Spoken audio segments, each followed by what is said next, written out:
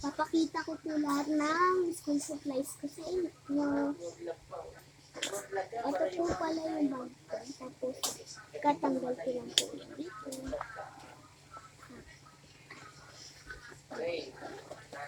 Tapos, papakita ko po sa inyo yung wallet na 3. Ito, pinandun lang. Ito, pencil case.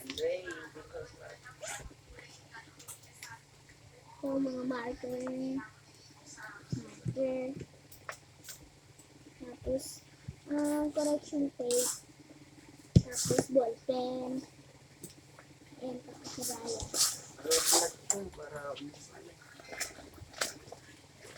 Tapos, ito po yung sticker na para sa subject namin. Subject sticker. Tapos, ito po yung mga crayons ko. At may mga correction tape din po ako dito. Kung sa loob ng laman, puro notebook po. Notebook. Yan, puro notebook. Kasi lang, ayaw ko pakita. Kasi hindi ko kaya buhatin. Ay, kaya. Yan. Puro notebook.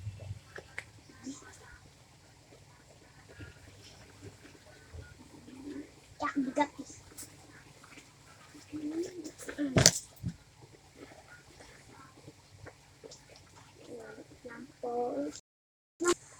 So guys, ito po pala yung yung whiteboard na wait na may kukunin ako nahuli. Ito yung pang niya. So, ganun. Wait lang nyo guys. Naasan nyo. Ito. Susulat ako. Yung.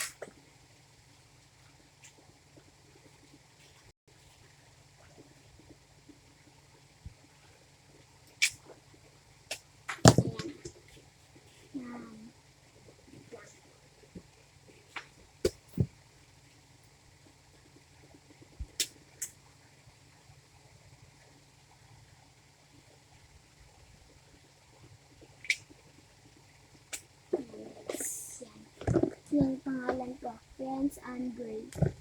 Friends and Gray. Okay. Tapos buburin natin. Tapos ayun lahat.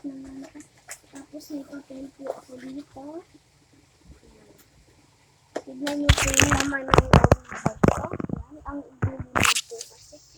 Basta madami lang naman. Tapos dito naman sa next zipper po is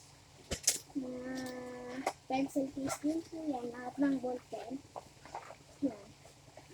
Hirap na yan, mga ball pen lang din po yan. Yan, ball pen.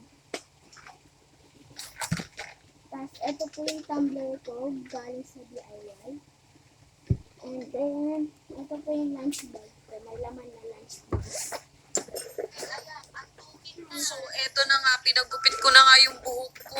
Natatakot na nga ako sa resulta kasi medyo napaikli. Yung takot na takot ka na tapos nakita mo pa tong pulot na to. Sabi naman ni owner, trust the process. At tignan niyo naman, hindi na pala ganun kakulot. So, eto na nga, pinaplansya na yung buhok ko. Akala nyo, mapa short hair ako, no? Eto pala yung final result. Tignan niyo naman yung kulay. Yung bago kong gupit, naglalaban din. Aba, nagmukhang matured talaga ang ate nyo. Pak, jowa naman talaga ang kulay. Naku, kung gusto nyo pakulay dito, gamitin nyo yung code ko for 10% off. Ayun lang.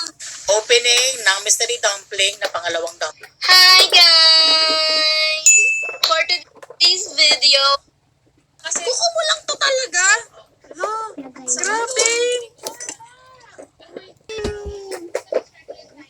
Lalagay mo natin.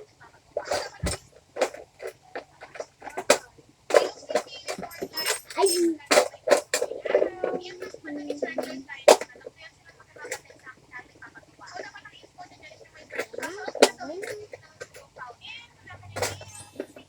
So, dito na nagtatapos. Bye-bye!